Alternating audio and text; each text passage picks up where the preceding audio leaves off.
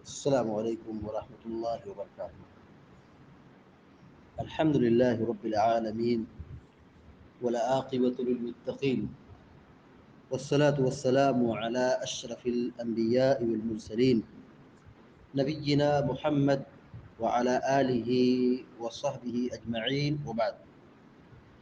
فقال النبی صلی اللہ علیہ وسلم ما أهل محل قط إلا بشر ولا كبر مكبر قط إلا بشر قیل بالجنہ قال نعم۔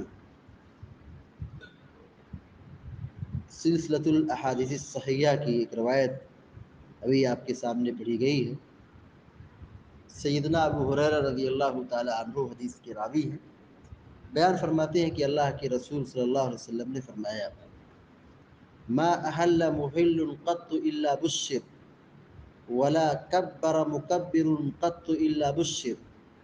جب بھی کوئی شخص تلبیہ پکارنے والا تلبیہ پکارتا ہے، یعنی جو حج کے لیے گیا ہے، عمرہ کے لیے گیا ہے، وہ حج اور عمرے کے دوران احرام کی حالت میں وہ تلبیہ پکار رہا ہے، لبیک اللہم لبیک، یہ تلبیہ پکار رہا ہے، اسے جنت کی بشارت دی جاتی ہے، اسے خوشخبری سنائی جاتی ہے۔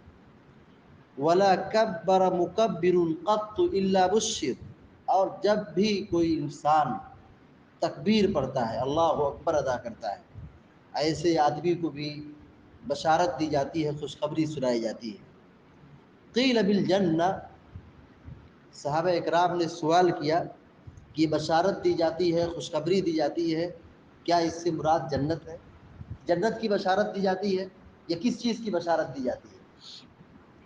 پیارے نبی علیہ الصلوۃ والسلام نے کہا نعم، جی ہاں، جنت کی بشارت دی جاتی ہے۔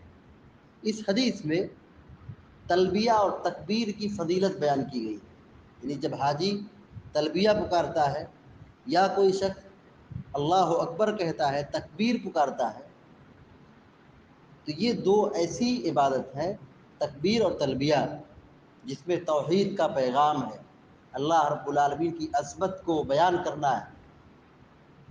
اس کے نتیجے میں اللہ تبارک و تعالی تکبیر اور تلبیہ پکارنے والے کے حق میں جنت کی خوشخبری سناتا ہے، جنت کی بشارت دیتا ہے۔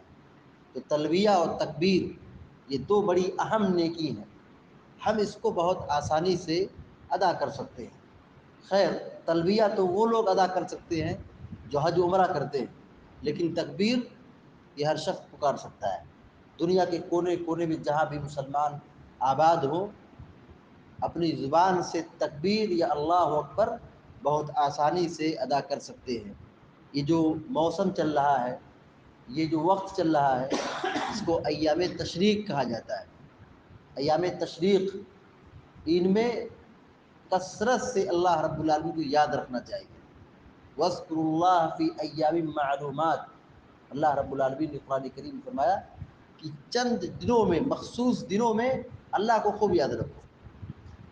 یعنی یہ اشرا یا یہ جو مرحلہ چل رہا ہے ایام تشریق کا، اس میں اللہ رب العالمین کو خوب یاد رکھنا چاہیے۔ اب تکبیر کا کیا فائدہ ہے، تکبیر کی کیا فضیلت بیان کی گئی ہے کہ ولا کبر مکبر قط الا بشر، جب بھی کوئی انسان تکبیر کہتا ہے اسے بشارت دی جاتی ہے۔ بشارت کس بات کی جاتی ہے؟ جنت کی بشارت دی جاتی ہے۔ اس لیے ان اذکار کی ہم سب کو پابندی کرنا چاہیے، چلتے پھرتے اٹھتے بیٹھتے جیسے آدمی کو فرصت ملے اپنی زبان کو اللہ کے ذکر سے، تکبیر سے تر رکھنا چاہیے، اس کو پڑھتے رہنا چاہیے، ہر وقت اس کو پڑھ سکتے ہیں۔ ایک چاند دیکھنے سے لے کر کے 13 ذی الحجہ تک تکبیر پڑھنا چاہیے، اور اگر چاند دیکھنے کے بعد سے نہیں پڑھ سکتے ہیں تو 9 ذی الحجہ سے، عرفہ کے روز سے لے کر کے 13 ذی الحجہ کی شام تک کثرت سے اللہ رب العالمین کو یاد رکھنا چاہیے۔ یہی نیکی ہے، یہی عبادت ہے، اسی کا حکم دیا گیا ہے۔